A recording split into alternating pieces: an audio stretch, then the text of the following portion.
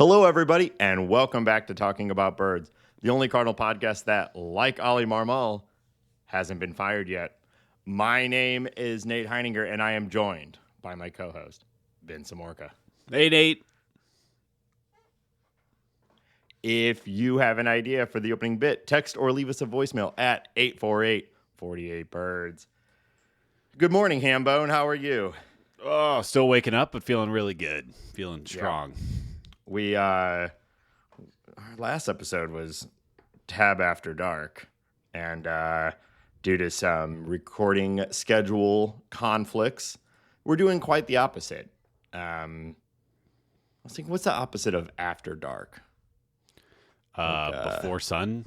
We're not before light, sun, but it's not as bright as I would like it to be. Yeah, you're really jacking up my circadian rhythm, dude. You did this. Well, we both kind of did this. Yeah, we both had our normal recording time issues, but After Dark actually may surprise some people to learn that we actually have full-time jobs. This is not our primary income source. We need patreon.com/talking about birds so we can commit full time to this nonsense. But yeah, so we're recording bright and early. Although I think I heard Ben crack a beer before we started this episode, so he's in peak form, which is which is healthy and good. You know what, Nate? I did have a Miller Lite last night. Oh, wheels up, baby! We had our retro for our race team, the Lemons racing team I'm at. We went to the F1 arcade. So I was driving a F1 sim rig and sucking down a Miller Lite, and it was, wheels were not up, but I was having a great time. Wheels were down. Wheels were down into the pavement, really. Yeah, I was going to say, most of your hobbies are actually wheels down. And you're so into racing now that when you're not racing, you're like going to racing related arcades. It was our racing team's retro for the race. So we had a couple of drinks, we ate some food, we drove some race cars, and then we talked about the race that was and how we could do better next time. Okay. Yeah, I'd been meaning to ask you. Last week we got all sidetracked with my whole story, but you had a race recently, and this is the aforementioned race that you'll be retroing. Can you give the listeners? It's been retroed. Nate, you are wake up, dude. You were behind. It happened last night. We are retroed. Retro to me. Oh, yeah. To be honest, nothing too exciting about it. Our theme was ska this year, which was a lot of fun. You fit in real well as a real rude boy. Yep. Yep. You're slow this morning, aren't you? The car did break for about 5 hours, but it was an electrical problem. There was no horrible engine exploding, oil spraying all over the track and me situation. It was all pretty calm. We had nice weather. Really nothing much to report other than, the car broke down for about 5 hours. What was something that I was very excited about was the car broke down for about 5 hours. When we got the car back on the track, we were in it was 55th or 60th place.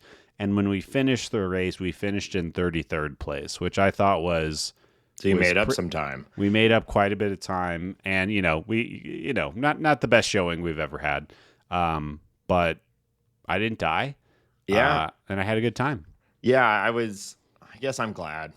Thanks. Thanks, Doug. The venom was going down in a ball of burning oil flames, really hoping that's a one-time type of situation. Yeah, it was not great. If not, what the hell are you guys doing?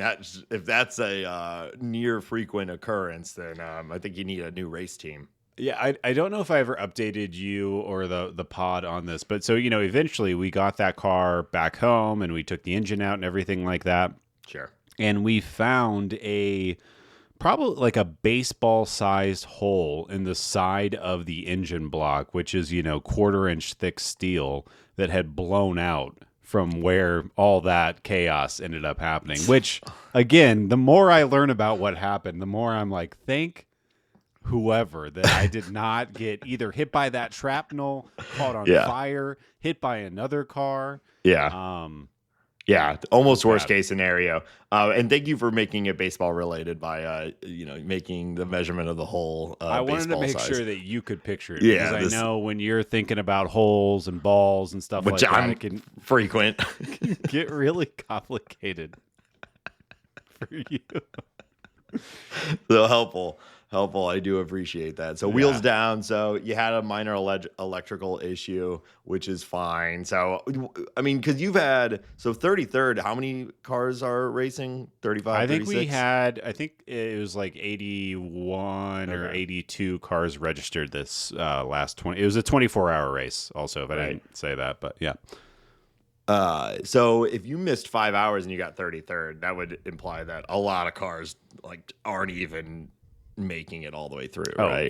There's I mean, it's kind of the nature of the race is, it's the endurance aspect of the whole thing. Yeah. It's not only endurance for the people, but most of it is endurance for the shitty cars that were racing out there. Mm-hmm. Mm-hmm. Yeah, if we lived in like a Cars universe, this would be like a hell situation, right? If these were all like little sentient guys. Yeah, man. That would be really a lot darker situation if the cars had feelings and like lives. Yeah, it would be. Yeah. Okay, cool. Glad we're aligned on that. Well, congrats, I guess. You got another one. Have you landed on a theme yet? Do you know what you're going to do for the next race? Next season, where this season is over, we're looking at next season. It looks like we are going to go back to 2 cars next year. So we'll see if we can get 2 cars working. Maybe we'll talk about theming. But the other car the engine is sitting on a stand right now, so it is it's a lot of work. So do you mean like you'll have 2 cars so you can participate in more races, or you can bring 2 cars to a single race? 2 cars to a single race, or if we don't have enough drivers, 1 car per race, and if that car explodes, hey, we can do the next race with our other car. Oh, so it'd be like 2 different competitors in your race team are going at the same time, is what you mean? That's right. Not like you can swap out the car if it breaks. Okay. Because otherwise people would show up with like a rack of like 30 cars and be like, I'm finishing this thing.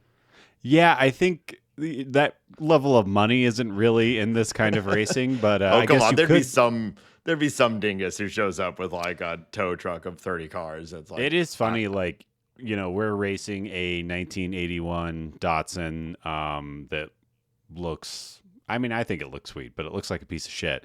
And this past race, we had somebody show up with like, I know you're not a huge car guy, but I think you'll know what this is. A medium car guy. Drive a RAV4. It's like a medium-sized car. Somebody showed up with a WRX STI, which was like a 2015 or something like that, which is just like a fast sports car. It's kind of, it's not really that. That's not the point of what we're trying to do. Yeah, it's against the spirit of the whole thing. That makes me think like I went to a smaller liberal arts college, and it had basically no sports teams, but there was like a 4th division baseball team. But like the theater program at my college was much larger. And so like you'd see the sports guys walking around every once in a while. And it was like they were the nerds on the campus compared to everyone else. Okay. I did not understand where you were going with this. But yeah, everybody was kind of like, yeah, look at these nerds like coming in with good stuff. Yeah. Cool. Yeah, that's fun. I bet it's going to work, isn't it? Yeah. That's funny. Yeah. I bet you're going to win, Hot Shot. Do you call him Hot Shot? Do people? And they didn't win. Nerds. Come on. Yeah. Wow. Well, Hambone, I got a little race of my own coming up. You have not acknowledged my my headgear that I've got going on for the show. I don't see it. I don't see anything. You don't see this at all? Well, I've got my sweet headband here. It says Nathan on it. Actually, the brand of the company. This is not a custom-made headband. It's just Nathan brand. S-tier brand name. I thought you might say something like that.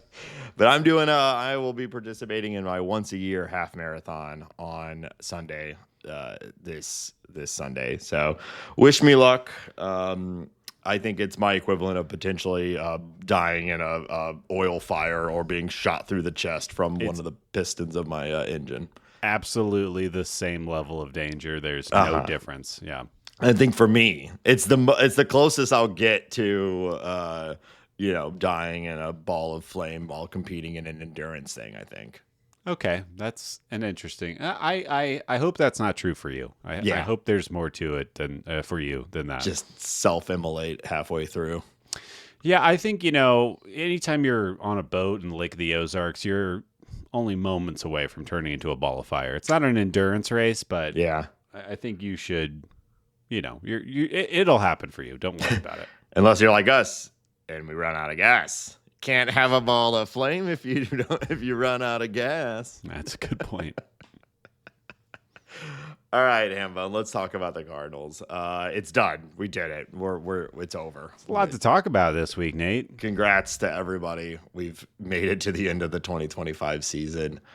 And we've had some time to think about it. We've had our press conferences. The playoffs are in full swing at this point. And the book is closed on the 2025 Cardinals. Ultimately, a disappointing season, I think, to say the least. But we're going to spend the whole offseason just sort of recapping and going over the season. Why is it disappointing? Why is the season disappointing? And I'm not disagreeing with you, but what is disappointing about 2025 for the St. Louis Cardinals? I think ultimately the disappointment is that this was supposed to be the platform year. If we really took the year for what they said it was going to be coming in, this was a year where we're going to better understand what the future is going to look like and hopefully build the foundation for a competitive team in the near future. If you remember, we talked a lot in March and pretty much all off season and even into 2025 that 2026 is on the radar as a season where the Cardinals should be competitive and can go for it. And we were thinking, okay, the end of this bad period is in sight. We just have 25 to get through, and then we should come out the other side with a better team, one that we have some confidence in. Yeah. And we talked last week about what questions were answered. Maybe it was the week before. And the unfortunate reality is that some questions were answered, but those answers weren't the ones that we were hoping for. And so going into 2026, we are seeing that as another development platform year. And I think that's the ultimate disappointment. We're not leaving 2025 feeling great about the foundation of this team and the near-term future. There's certainly things to be positive about, and I think we will go into those, and there's a lot to like about the core of this team, but it's not there yet. And as we already saw, Bloom and co, we're going to talk about the press conference, they're already saying 26 is not a competitive year, that's the core of my disappointment of 2025. The other element of it is that we had that little taste of maybe this will be a competitive year. And so that was fun. We all got hyped. The team is good. The team is good. The show is good. Wheels up, baby. But that obviously died about as quickly as it started. And we've kind of moved on from that for a little while now. But there was a little bit of a okay, maybe the team's just good right now, and then the emotional roller coaster of that, plus the just complete dwindling of the team by the end of the year, is why it's disappointing. Yeah, I think I agree with that. I'm thinking about, is it an Apollo 13 where Tom Hanks he loops the shuttle around the backside of the moon to gain speed? No, I think that's Big. I think that might be Big. Big. It was in Big when he was in the shuttle and he has sex with that woman when he's 13. Yeah. Because he did the slingshot maneuver around the moon. So I think we're on the dark side of the moon. We're about to talk to Zoltan, and then we'll have sex with that woman who's twice our age. I think that's where the Cardinals are at right now. That's what happens in that movie, right? I don't think they actually hook up like that. I think they just kiss. They 100% do. Are you kidding me? Watch that movie again. Okay. That movie's problematic and disgusting. Yeah, well, she doesn't know. I mean, he has all the affectations and seemingly mental capabilities of a 13-year-old, but he looks like Tom Hanks. All right. Well, and I mean, hubba hubba. hey. We're talking 80s Tom Hanks. Yeah. Let's go. I'm there too. Yeah. So I don't know if I wanted to add much. I think I agree with pretty much everything you said. I think obviously there are good things, and we'll talk about them throughout the offseason. But the Ivan Herrera having the season that he was able to have, the promotion of Thomas Saggese, whatever his role looks like, the sticking around of Victor Scott, the final taking the cellophane off of Jose Fermin, aka the Machine 2.0. Well, Mason Wynn, I think, obviously. Mason Wynn, which is so fun. I was looking; he led the team in F4 this season from a position player side. It ended up negative in his offense. It was just purely base running and defense, and Mason winning. That was it. I also think it's easy to look past Matthew Liberatore's 2025 because he had 6 to 8 weeks of a dip, but he really turned into it's very easy for me to predict or to project him to be a number 3 for the Cardinals next year and even possibly ascend. So there are good things. It kind of feels like this season really turned into more of a run out the clock on some of your big payroll responsibilities, run out the clock on just getting through this year, getting some development time in.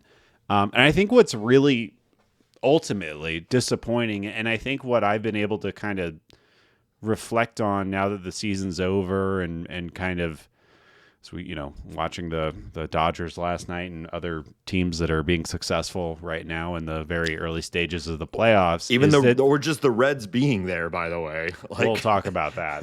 That one pisses me off. They are not a good baseball team. They are going to get bounced out. By the time this episode comes out, the Reds are going to be out of the playoffs. Hey, but they're there. They are there. But I think the problem that I've become frustrated with, or that I've been able to put into focus over the past week since we last talked, is the lack of quality that we have on the 40-man. I think that can absolutely sit here and talk about things that I really like about the 26-man roster and where the 26-man should be next year.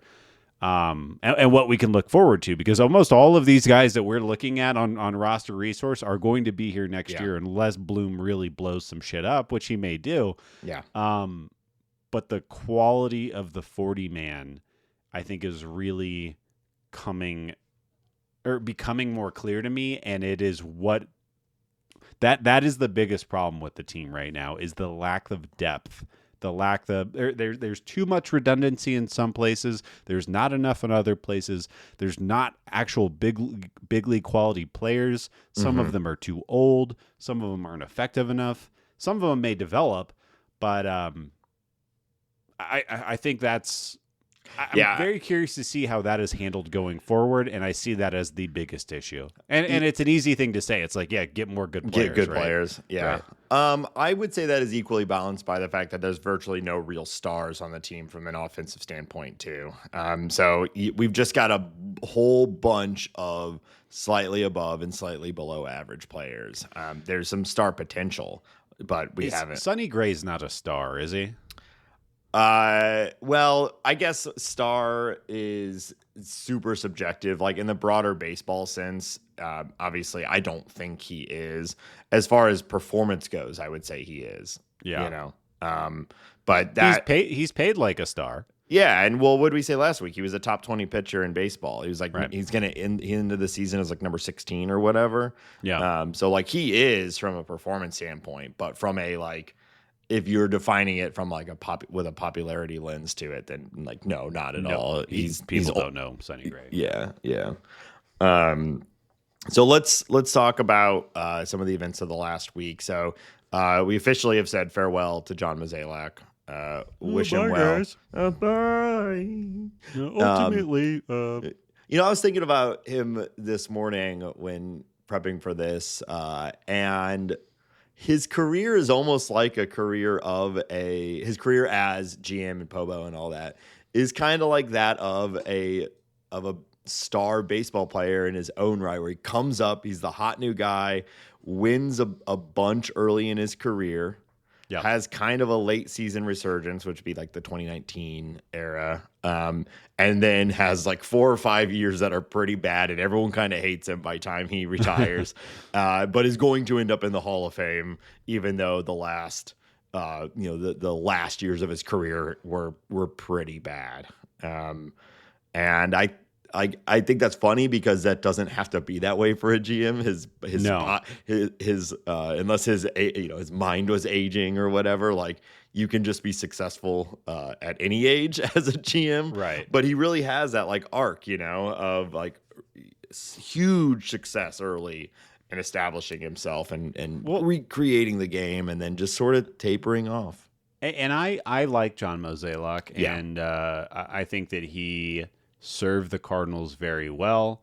A lot of people, it's inarguable that people who don't like John Mozeliak for whatever reason are going to say that Walt Jocketty and Jeff Lunau and whoever else propped him up. But the fact of the matter is that like every GM in the history of baseball has been propped up by the people that are around them or the people that were before them. I mean, you look at Chaim Bloom, he has propped up Craig Breslow in the Boston Red Sox organization. The Boston Red Sox are in the playoffs right now because of Chaim Bloom. It is nothing that Craig Breslow, I think, has done a pretty shit job so far, but he has people like Roman Anthony that he can tap their shoulder and have them called up, and it's really easy to look smart when you can call up Roman Anthony to your team.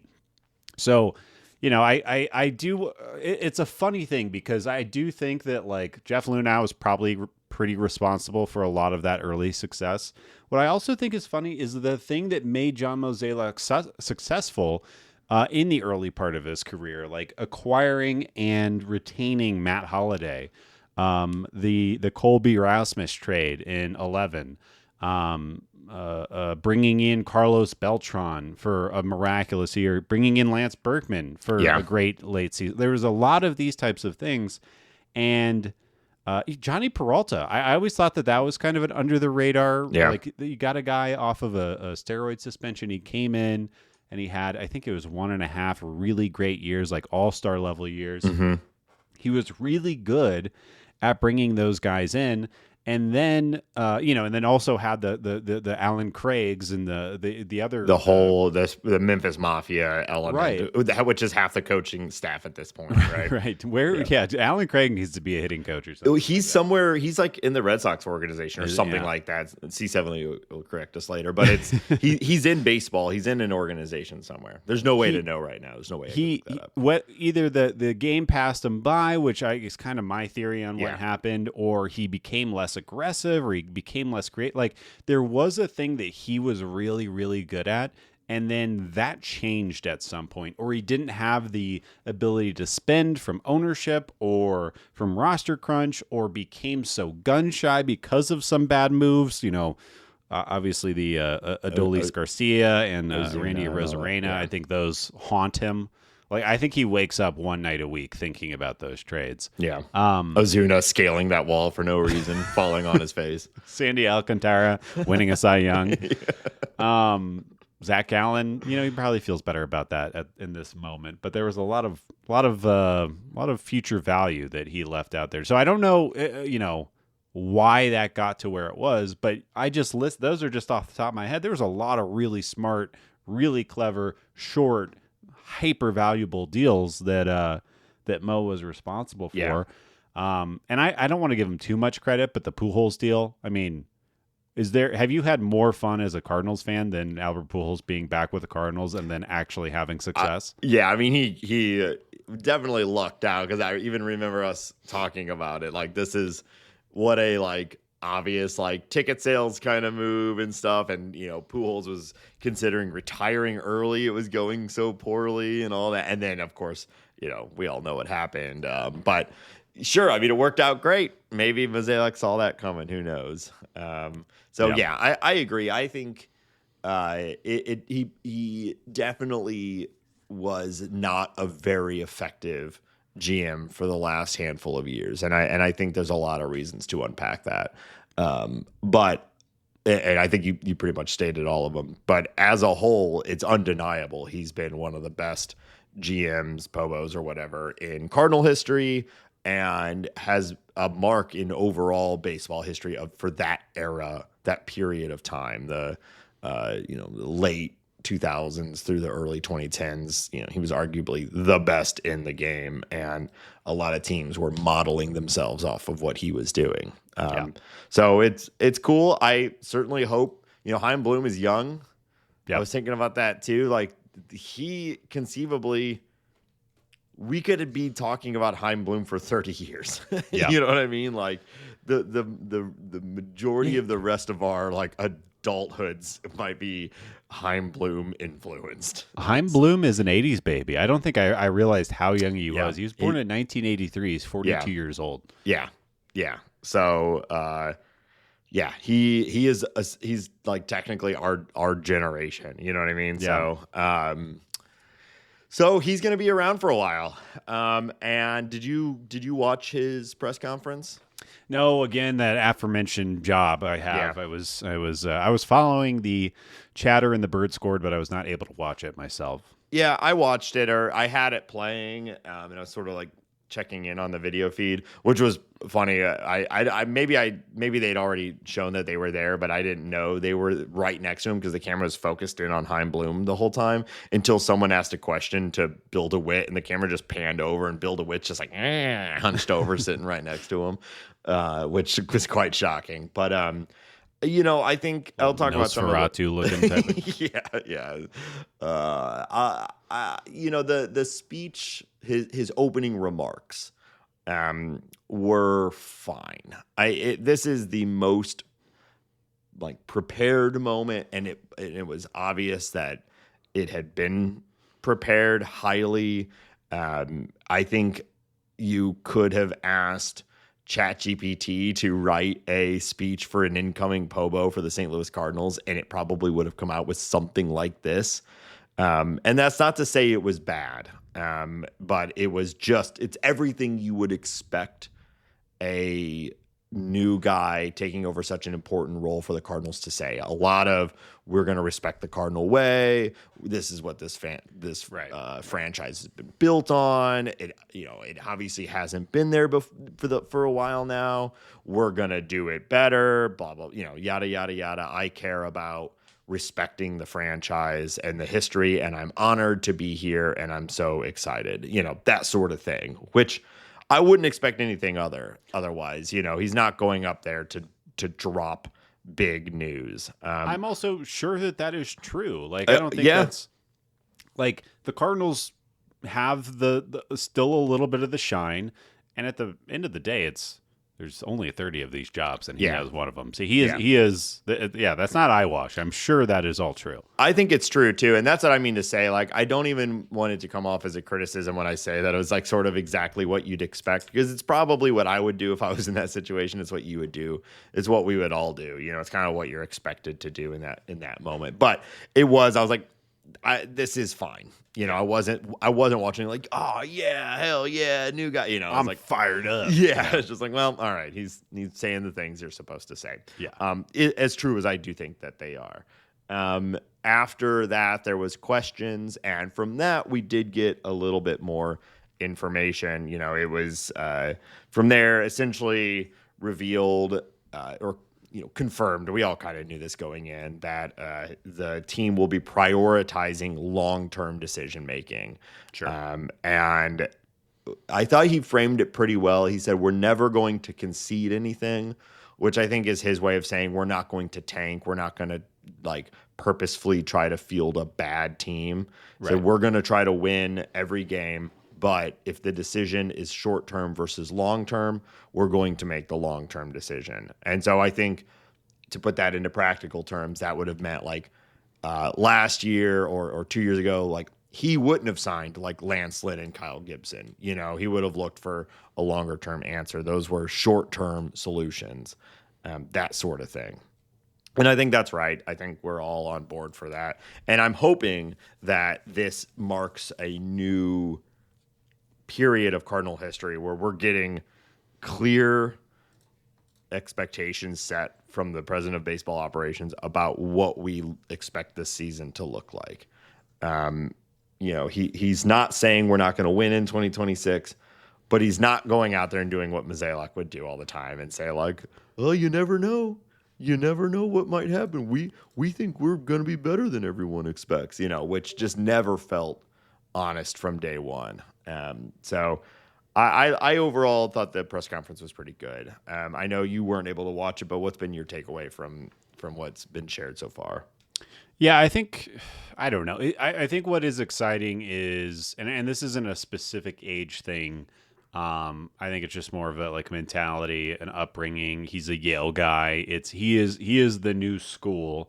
He is the direction that baseball is going.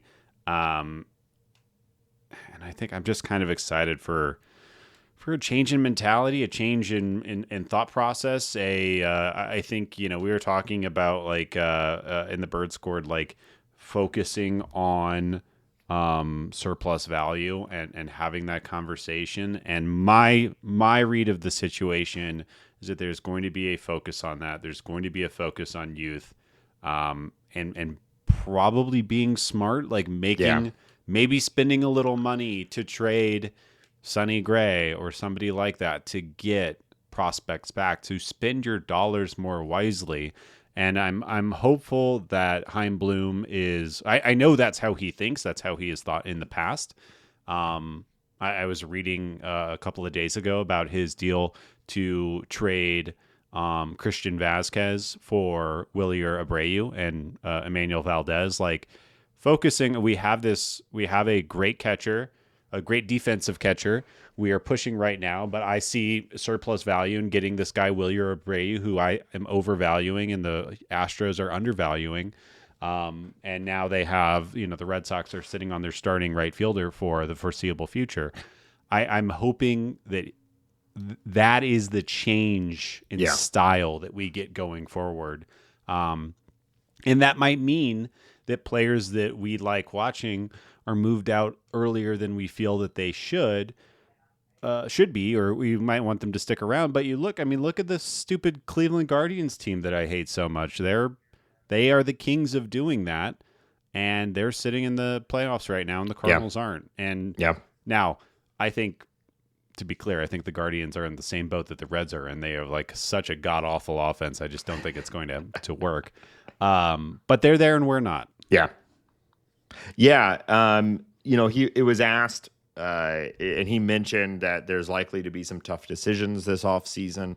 And what you're talking about is something that we have wanted Mozeliak and crew to do for years now, which is just make a decision and deal from surplus value. What if we had traded Lars Nootbaar last offseason? What if we had traded him during peak World Baseball Classic fandom? Maybe that wouldn't have been the right idea, but I don't know. Like, we knew we had too many outfielders. This guy's value is probably above his actual value right now. Let's see if we can capitalize on it. I'm into that idea. It was someone asked, I think it might have been Derek Gould, said like, you're famous from the Rays, and everyone knows on the Rays, once a player hits their fifth year, they're traded. Is that what you're going to be doing in St. Louis? And he had a pretty good answer. He said, every organization is its own. You cannot build your organization modeled exactly off after another organization's framework. So he said, I am not going to try to rebuild what we did with the Rays here. It is different in St. Louis, and we will have a different process, which makes sense. Well, yeah, the amount of money you could spend should be at least double that. So that's like the Rays don't want to do that. They have to do that. Yeah. Someone asked, what's payroll going to look like? Things like that. And Bill DeWitt, Sr. said, oh, it's funny. We haven't talked about payroll yet. I'm like, bullshit. You've not talked about payroll. No fucking way. You and the president of baseball operations, who's been there for almost 2 years, you and him have not talked about payroll. There's I just guarantee no way. you, Nate, there is wherever that office is, there's a TV with a dashboard running 24/7 showing payroll in, out, all expenditures. Yeah. Yeah. Yeah, And, they are projecting. Chaim Bloom is currently deeply aware of what his financial, opportunities will be. But they did say, like, our free agents off the table for this offseason, and Chaim Bloom said, no, nothing is off the table. People really tried to dig in on, like, what his strategy this offseason is going to be. And I think he answered honestly, which is essentially like, you can't answer that without knowing how the market develops. Right. That's not his words, but they asked, has there been a who's in and who's out list? Because he had mentioned there's going to be some tough decisions. Right. And he said, no, we don't have like a list of players we're keeping and players we're getting rid of. It's all going to depend. It's all going to evolve as we work. And that makes a lot of sense, because you might get blown out. You might not want to trade. You might have decided, all right, we think there's enough in Alec Burleson that we want to keep him. And then a team comes around and makes an offer. They should be flexible enough to make that trade regardless of what their plans were. So sure. I think that's what he's saying, is that we have to see how this all develops, and maybe the right free agent market, it evolves in a way different than we were expecting. And it does make sense for them to hop in and spend on a good guy. We talked about it a couple of weeks ago. There's a lot of quality pitchers on the free agent market. And that seems like a no-brainer for the Cardinals, is to grab somebody who knows of what quality. But maybe they find a good deal. Yeah. Maybe they go get a Merrill Kelly and then flip them at the deadline. Who knows what they could? They could do anything. I would love for it. We've seen teams do it every year. Teams that know they're not going to compete, go and get a veteran that you hope has a good half season, and then you flip them for long-term assets. It seems so obvious to me, and the only thing that stops you from doing is the willingness to spend the money and give the roster spot. And seems like I'm hopeful that we have a front office that's smart enough now to recognize those opportunities, because teams are doing it all over the place. Right. Let's go through. So we have gotten some clarity on a few guys, a few things that we've been wondering about. So let's run through some of that news. I mentioned it up at the top. Bloom said that he expects consistency from the on-field coaching staff, though contracts and things still need to be decided, but it's been all but confirmed, and maybe officially confirmed. In fact, I read this morning that they're actually talking about an extension, but Oli Marmol will be back for 2026, and potentially just the foreseeable future. Yeah. And we've talked this to death at this point. I think where we landed on is it's not uncommon for a new ownership group to replace the manager, but Marmol himself has done nothing to warrant losing his job. And so, frankly, I'm kind of glad that they're going to keep Marmol around. I want to see what he can do with an actually good team, because I think almost every problem that we have with Marmol is actually rooted in the fact that he's only been given bad teams. And I'm interested to see what he looks like with a competitive team. Yeah. Yeah. I think we mentioned this a while back, but I think if the focus is on developing your young players, which I think that is the focus, then Marmol is the obvious choice. That is what he does. That is his expertise. That is why he was the youngest manager in baseball, is because how well he performed at that. It seems very clear from what we've heard Marmol talk about since Bloom has been on that they are in lockstep. They talk fairly regularly. They are aligned on player development. And it would make sense that if you have a GM or a POBO, whatever the hell Chaim Bloom's role is, focused on player development throughout the minor leagues and on the major league roster, that you would have a manager that's doing the same thing. I also we haven't talked about this as much now that Marmol has been here for a while, but Marmol speaks the same language as Chaim Bloom. They speak the more advanced development, pitch design, hitting. They are speaking. They come from the same school, so to speak. So I think it makes sense.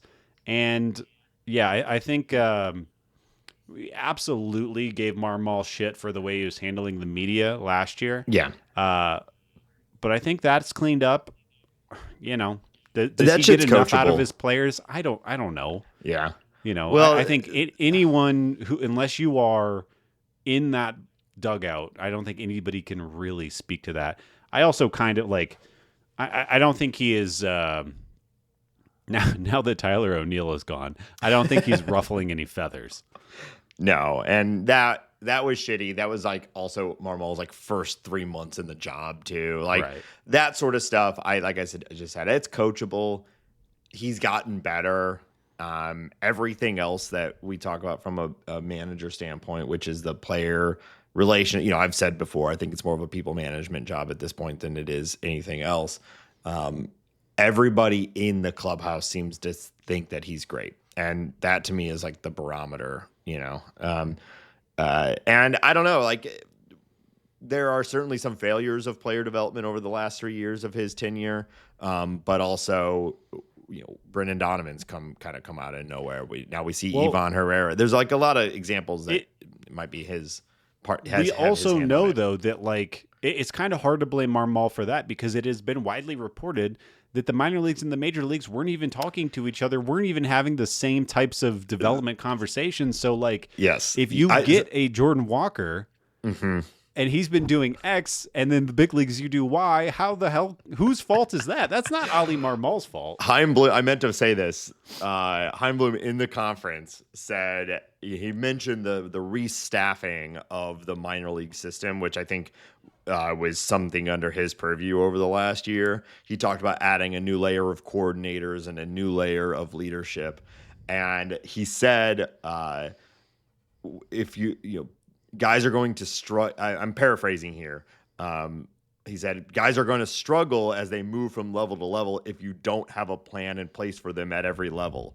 And then he said, it's common sense, which I bet he would have loved to take that back because, but it's true. It's very, very true. Like that was such I'm assuming not purposeful because he's standing there with all of these guys, but that was such a direct burn on the organization and how things had been set up.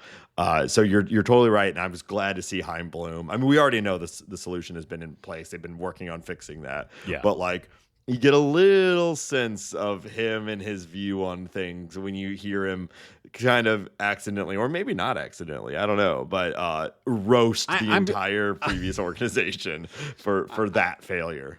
I'm sure he wasn't taking like a shot at Mo. I think it was more he's probably passionate about that. Yeah, that's what I mean. And then was asked that question in the way and was like, well, it's obvious, right? This is what we need to be doing. This is yeah. But it's common sense is such a a shot, but I don't think he meant it as a shot. No. But yeah, totally. So so Marmol's back. Probably most of the coaching staff will be back, assuming unless they themselves get offers elsewhere. But it seems like they want to keep most guys around, which I think is fine. If they think it's the right call, I don't have enough information or insight to say who should be bench coach or whatever. That's fine. I love seeing John Jay and Daniel Descalso down there. I can from a aesthetic point of view, it's great. Yeah. On the player side, some interesting things. So Willson Contreras, who I think is easily the most valuable trade chip that the Cardinals have, he's got a foot in both camps. So he's saying kind of what Arenado said last year, but as opposed to last year where Willson Contreras said, I will not be traded, or I will refuse any trade. He is now saying he will accept a trade for the right situation, but his preference is to stay with the Cardinals and potentially long-term stay with the Cardinals, meaning extension. I think this is the right take for him. As part of his right and his deal is the no trade clause, is he doesn't want to get traded to some shitty team. Like if you're going to be on a non-competitive team, you'd rather it be the Cardinals than like, a lot of the other organizations that are bad. You got to at least feel more comfortable playing in St. Louis and hopefully feeling more comfortable about the direction of the team. But also if you're Willson Contreras, you're, getting up there and you got a shot to go play for the Dodgers or the Phillies or a team that's like in contention right now, then obviously you should take it and go and have another big moment in your career. He's already won one World Series. So I think it's the right take for him. And I think it's the right take for all these guys on trade clauses or no trade clauses. So we'll see. I've gone back and forth on this. Part of me would absolutely love to actually just have Willson Contreras for the next 5 years. I do think his profile will age well. I like him as a player. He's fun. He's everything you kind of want in like a guy on your team. Everyone else hates him, but he's your guy, that sort of thing. And I can see the value of that veteran presence and all of that.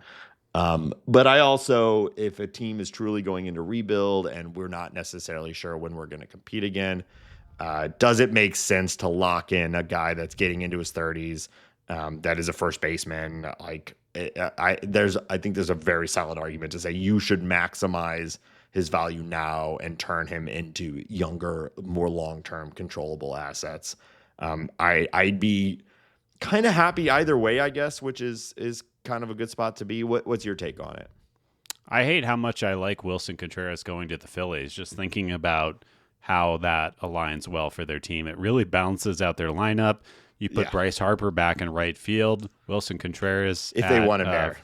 There's some talk. I think they want Harper out of the outfield now as he enters his mid-30s. I mean, he's been playing first base. I've heard the other end of that. I think he's probably a better defender than a lot of their team.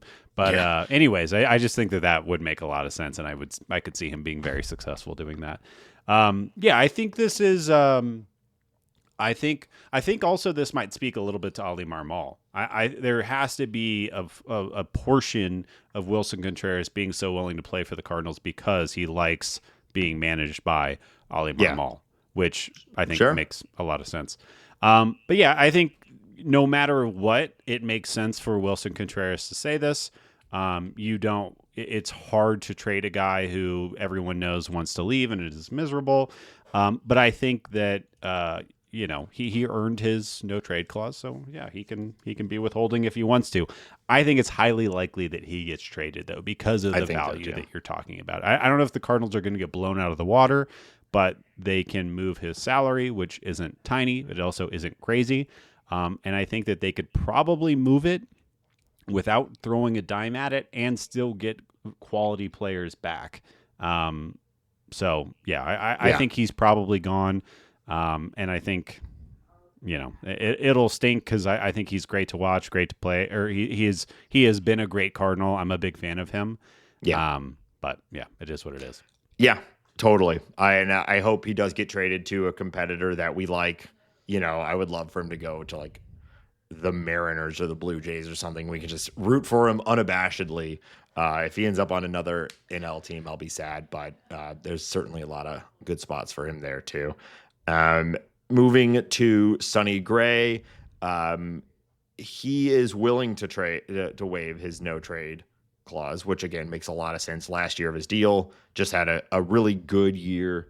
And I think there's probably a lot of teams that would be interested in him. However, he is owed $35 million for 2026, which is a lot of money.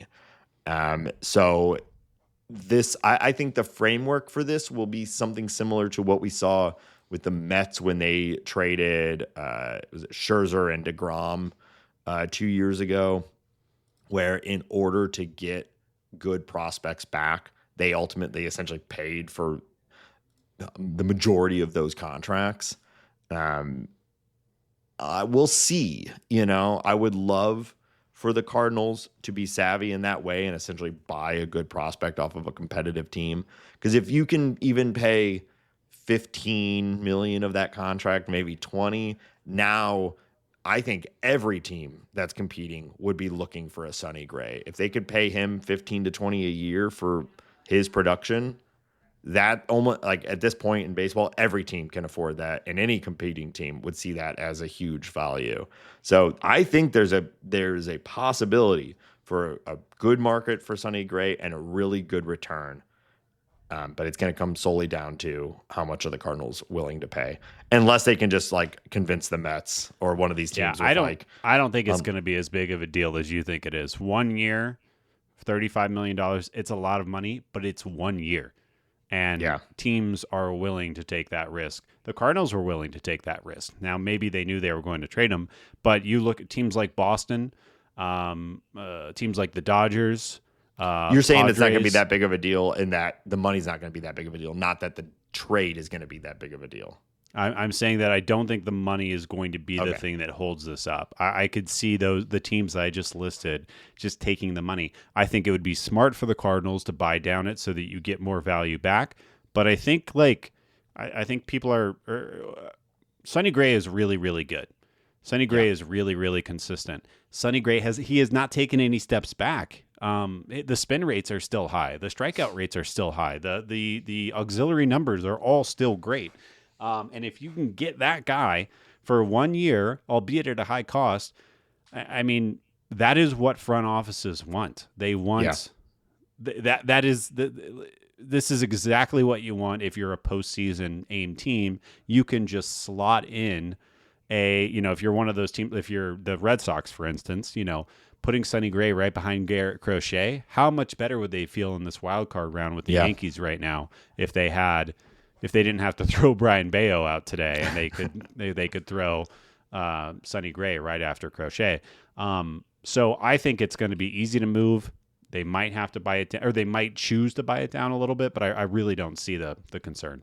Yeah. Yeah. I mean, to remind everyone, he just had over 200 strikeouts and a basically right at 3 xFIP. Those are elite numbers. So this is a very good pitcher. And yeah, I guess we'll see. I hope you're right. I think 35 is pretty high, but some teams have a lot of money and are willing to just spend. So we'll see. But at the end of the day, he is almost certainly gone. Willson.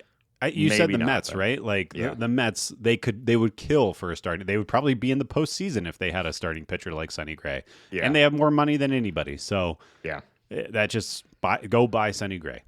Yeah. Yeah. So that one is pretty much a sure thing. One way or another, he's going to be traded. And then Nolan Arenado has already stated that he'll be adding teams to his trade list. He's doing sort of the same thing that he did last year, but seems even more willing. He doesn't want to get traded to just anybody. He'd rather play for the Cardinals, and the Cardinals have said, we're not going to just dump him. You and I had discussed last week if maybe they would even go as far as to DFA him if no one can trade. If they can't trade him, they've said they will not. They said, we'll be happy to have him as our starting third baseman. But with all that said, I'm pretty sure they're going to find a deal. I have, technically Mozeliak found 2 last offseason, and it just Arenado turned them both down. So I think between Chaim Bloom and Arenado's maybe more willingness to expand his perception on where he'd be willing to go, he'll almost certainly be traded. And with all the fanfare of sort of a farewell moment last year, I'm sure there's a lot of motivation to move on from him. Yeah.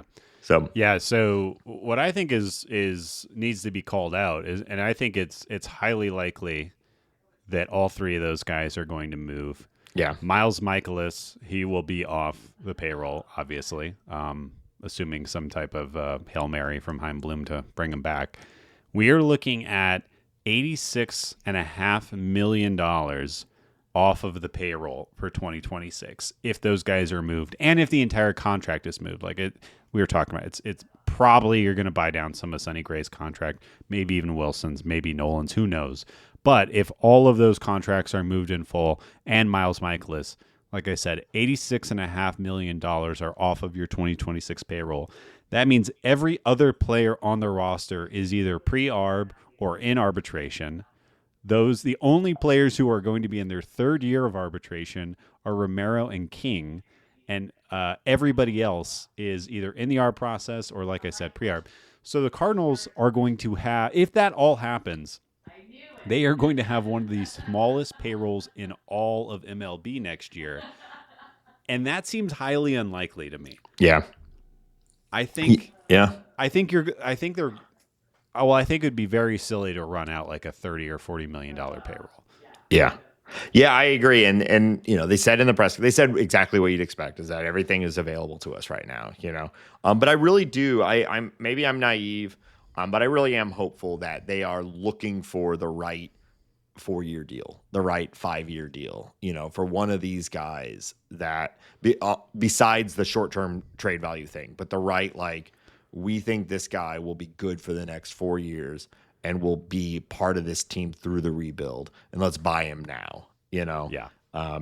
They'd be silly not to. We have seen pretty much every rebuilding team. You don't just go from like mediocre team to spend a ton in one offseason, come out the next side as a super competitor. You're building it year over year by adding in the right free agents at the right time. And with all of this payroll capacity, they would be silly not to. So I mean, this offseason could be really interesting and a lot of fun. I'd be very surprised if Chaim Bloom is going to come in and just sort of let it roll over. No one who's new to a job, especially a job of this level and of this, visibility, like, you want to come in and make your mark. You want to show you're doing something, right? So between the trades and the excess payroll, I'm pretty hopeful for a high movement offseason. And it's not even like, just a lot of times when new leaders come on, they'll just do something to do something. There's a lot to do here. There's a lot that can be done to improve. There are guys who are getting close to be ending their arbitration that we're just talking about. There are a lot of moves to be made, and maybe we'll see. What is the difference? What has Mozeliak been valuing for the past 20 years that Chaim Bloom is going to be like, that's actually not how I want this roster to be built around. Yeah. And my hope is that it's strikeouts and power. I hope he is focusing on hitting the ball over the wall, getting guys that are more suited to do that, even in St. Louis where it was hard to do, and getting guys that can strike people out. And I think that's going to be the biggest change, is that we'll move on from the Palantes of the world, and I hate to say it, but the who's our second baseman? The Brendan Donovan. Yeah. and find some power in strikeouts. Yeah, I know. Yikes. Yeah. I agree.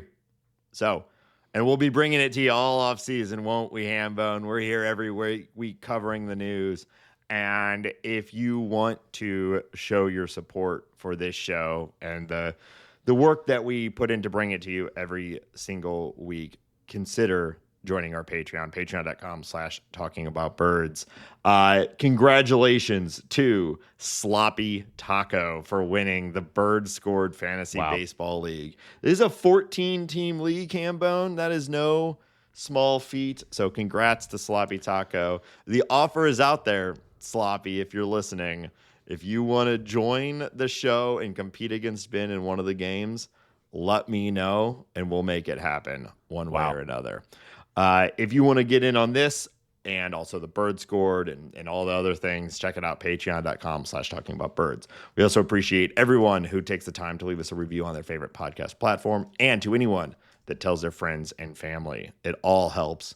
It's a great time to hop on the show. We're only going to be talking about how this team can be better and maybe about a lot of exciting offseason things. We'll see. Hambone, where can people find us otherwise online? Yeah, check us out on all the socials. We're on Blue Sky, Instagram, TikTok. You can listen to this show on Spotify, like and review and share us over there as well. You can watch this show on YouTube. You can look at the tiredness in Nate and I's eyes this morning as we're recording on youtube.com. You can find all of that information at talkingaboutbirds.com. We have t-shirts, the podcast is there, everything, all that shit. You can email us at talkaboutbirds@gmail.com. And of course, you can call us and leave a voicemail or send us a text message to 848-48-BIRDS. That's 848-482-4737. 848-48-BIRDS. All right, Hambone, let's check in on the playoffs real quick. We had 4 games yesterday. We'll have more today. By the time this comes out, there may be some eliminations. How are you feeling about this first set of playoff games? Stupid dumb Reds. They're going to be absolutely torched. I feel it in my heart. The fact that they lost the Hunter Green game so poorly last night. I mean, and then it's just Shohei Ohtani. Like he's just the man. He is the man. He hit 50 something home runs this year. He 55. Two last night. One of them against Hunter Green. And what's crazy about that homer he hit off Hunter Green last night, that it was an inside on the black 100-mile-per-hour fastball. And Shohei turns on it, pulls it, 118-mile-an-hour line drive homer. He's just better than you are. Yeah. And I say that to every other player on earth. He is just that good. See him get behind a podcast microphone, though. You know what I mean? Yeah. He probably still, like, English is the second language. He would still obliterate us. I'm low sure. bar. Because he's also funny, which, whatever. It's annoying. So I really see the Reds as like, I just think their team is bad. I think their offense is bad. I think that, they have enough pitching to be a little bit scary, but with Elly De La Cruz playing the way that he is right now, it's hard to imagine. I also just think that, like, I think the world of Elly De La Cruz, but I think the Dodgers are the type of team and the type of pitching staff, and they will roll out their pitching staff in a way where they can just, like, neutralize. Yeah, they're just smart and good, and they have enough talent that you can't really have one guy and go beat them. Yeah. I mean, the Dodgers were my pick to win this year at the beginning of the season, and they still are this year, or here at the end of the season. I mean, obviously the regular season was not as successful as they had hoped. They had some problems that are made worse by the grueling 162 game process. But in any 3, 5, 7 game series, like, I don't know how you really pick any other team. But you got to play the games. So we'll see how it goes. Yeah, I think I mostly are they. I don't know. I like the Phillies a lot. With the Dads and the Cubs, I mean, this is the series I'm really concerned with. We got a game that's happening later today, so this series might be over by the time this podcast comes out. The Cubbies go up yesterday, I guess, with a couple of homers. But the Padres got Dylan Cease going today. Obviously, I'm rooting hard for the Padres. Cardinal Nation is united as we root against the Cubs. Schulte and the Dads going against the Cubbies, so we'll see where that goes.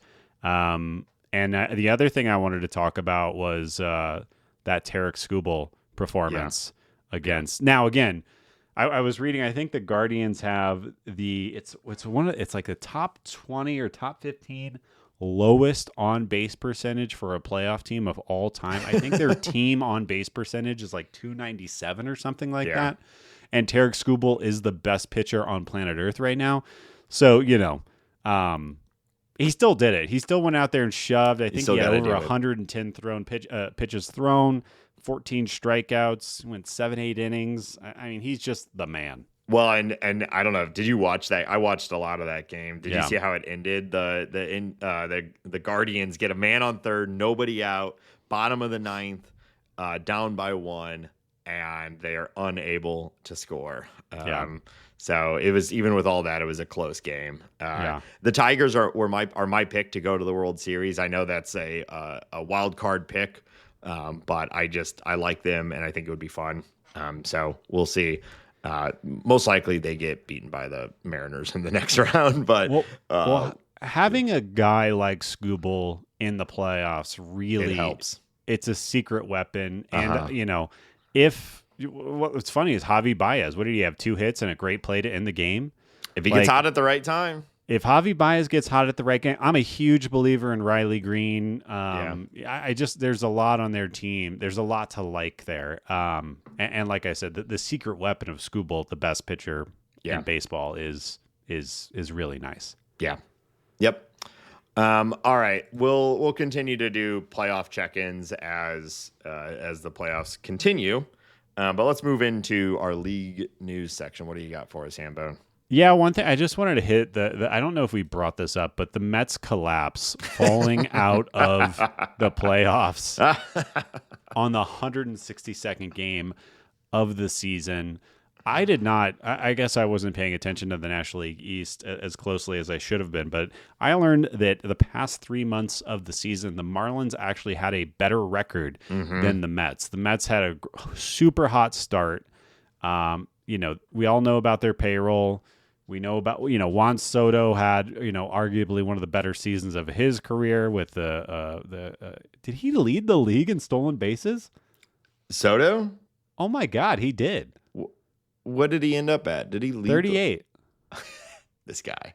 43. He had 43 home runs, 38 stolen bases. He also led the league in walks on base percentage. So, just the fact that they did all of that, but it really just comes down to is like what we were talking about. They should get a Sonny Gray. Their unwillingness to spend on pitching or to go get a guy.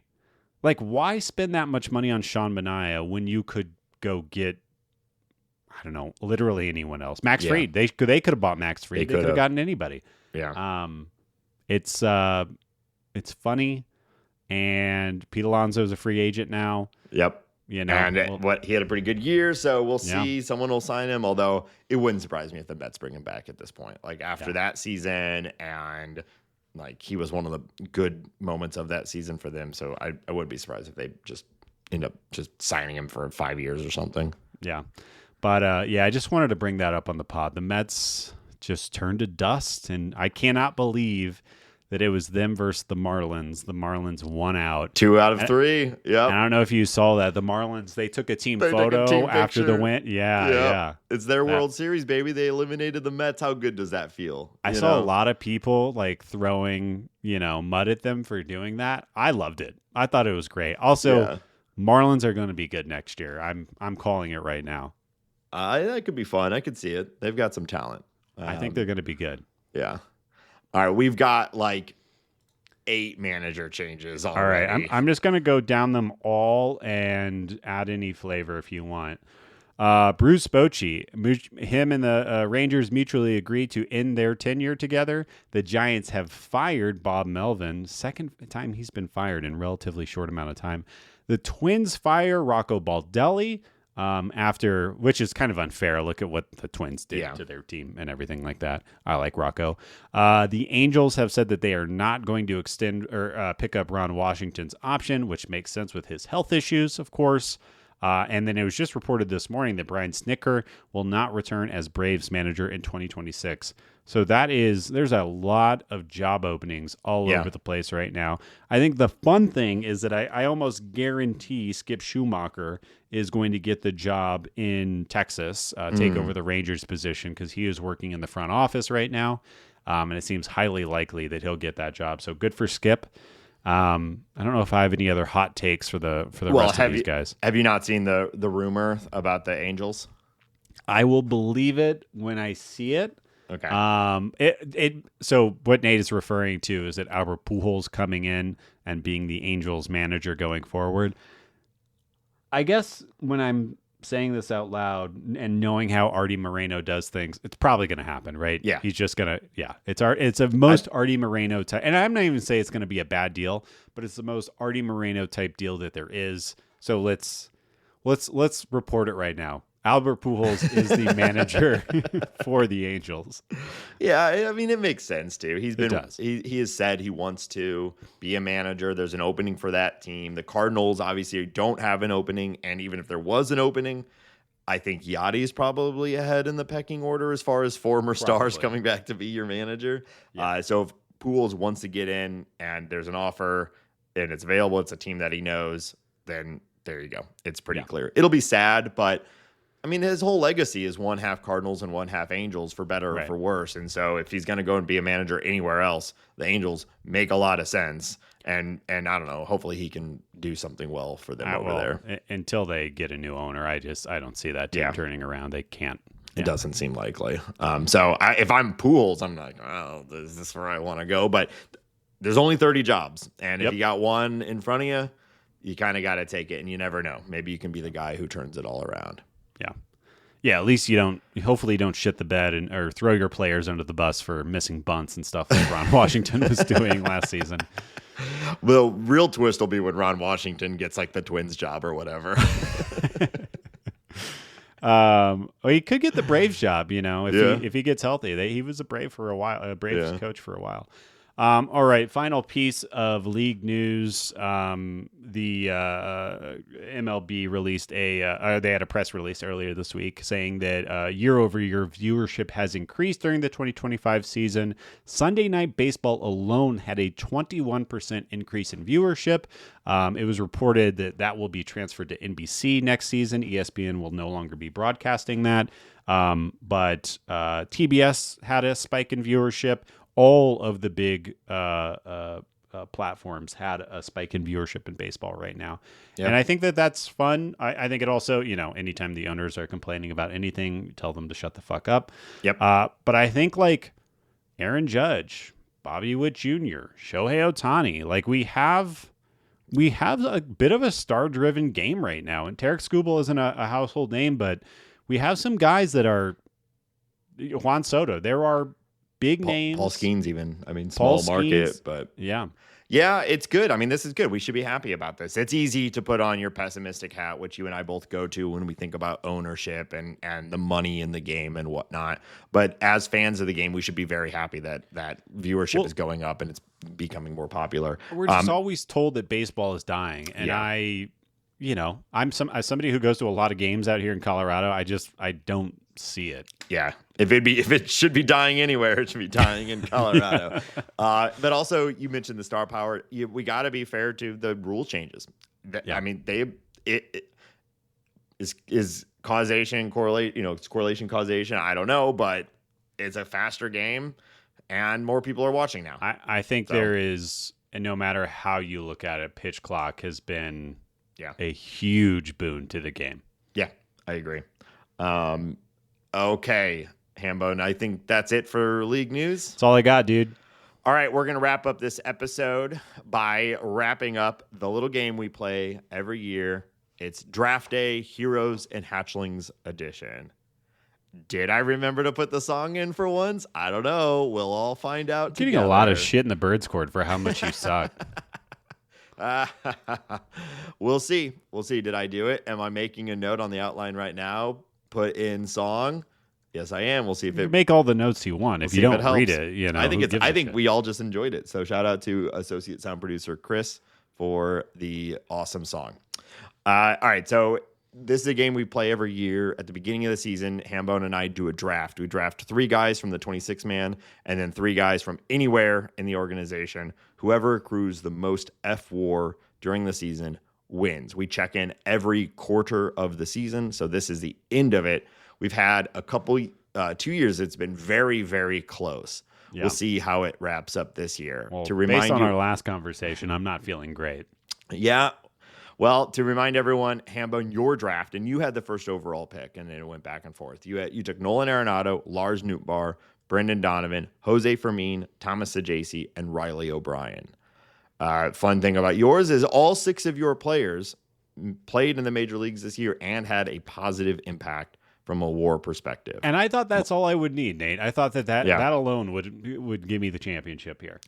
Right, which I took a slightly different approach. I did Sonny Gray, Mason Wynn, Ivan Herrera, Michael McGreevy, and then Quinn Matthews and Tink Hence. At the time, I said, I don't expect both of these to make their debut, but I expect one of them to, and hopefully they have enough of impact that they help me. As you all know, Quinn Matthews and Tink Hence did not play in 2025 at the major league level. So let's run down some of the numbers. This is now recapping their total WAR for the season. Nolan Arenado ends at 0.9. Brutal. I don't think we need to. That is shocking. Yeah. He is up from last quarter, but not much. Lars Nootbaar ends at 0.8. Maybe also, more shocking. Yeah. Especially because he played all year, essentially all year. He was down from 1 at last quarter. Damn. Brendan Donovan, your best pick, 2.9. He put up half WAR in the last quarter of the season. Thank goodness. Jose Fermin, your boy, 0.6. So he was almost as valuable as Lars Nootbaar and Nolan Arenado. Machine 2.0. Thomas Saggese, 0.5. And future closer of the St. Louis Cardinals, Riley O'Brien, put up 0.3. Wow. So I thought that would have been higher too. Yeah, it's just hard for a reliever. Even in a good month, it's just not going to, like one WAR is like a great season for a reliever, right? So your total was 6 F4 for the season, up 1.2 from the previous quarter. My team, Sonny Gray, 3.9. He led the team in F4. Yeah, good pick. Second pick, Mason Wynn, 3.5. Led position players. Ivan Herrera, 2.5. He put up 0.9 F4 in this last quarter. And he hit 8 home runs in September or something like that? Yeah. 8 or 9? So he ends up like second, I think, on the team and maybe third in F4 on the as a position player, despite missing a lot of the season and mostly DHing, which is pretty incredible. Michael McGreevy ended at 0.9. That's exactly where he was last quarter. So he kind of had a middling second, last month and a half of the season, but ends as, I think, an established member of the rotation going into next year. And then Quinn Matthews and Tink Hence did not pitch. So you did 6. My final result was 10.8. Damn. I have the two top. Win and Gray win it alone. Yeah. So I'm looking at the leaderboard right now, and the fact that Lars Nootbaar and Nolan Arenado subtracted from the first quarter of this game. Nolan Arenado had 1.4 WAR, Lars Nootbaar had 1.1 WAR, and the fact that they ended at 0.9 and 0.8. I mean, that is. Yeah. We're talking about Nolan Gorman and Jordan Walker being the biggest disappointments of this season. Maybe that's the biggest disappointment. Those are two guys that are supposed to be, solid, at least league average players. Yeah. Not even getting half of that. I think it's more like it depends on what you're looking for as far as what was more disappointing. That right there, Arenado and Nootbaar being bad, essentially, is like the thing to point to for why the Cardinals did not make the playoffs this year. If either of them put up, or both of them put up their averages, or what we believe Nootbaar could do on a full season, the Cardinals are probably in the playoffs instead of the Reds, right? Maybe we're probably not still super happy about them as a team, but like they've swapped with the Reds in the playoffs. I would guess. Now Gorman and Walker was like supposed to be, that's the future of the team, like this is we're establishing the new floor. So that's more disappointing that they were bad from like a long-term view, but for 2025 alone, Arenado and Nootbaar being bad is like is a root cause in of the team being mid this year. If it's just I just need to say it one more time to just say it out loud, but if Lars Nootbaar and Nolan Arenado were injured after the first month and a half of the season, the Cardinals likely would have been in a better spot. Yeah. Rough. They were just not here. Yeah. It's rough. Shocking. Yep. Well, congrats me. We'll do this again next year. Always a fun congrats you, but I'm just more bummed about the state of the Cardinals. I know. That's the sad part about this thing. But I'll get you next year. Yeah. Yeah. And with that, we're going to wrap up this episode. Thank you, everybody, again, for listening, for being here. Check out the Patreon at patreon.com/talkingaboutbirds and talkingaboutbirds.com for all of your other links and everything. We'll be back next week, as always. And until next week, go Padres. Tigers. Padres. Yeah. Padres beat those Cubbies. Yeah. Bye. Bye.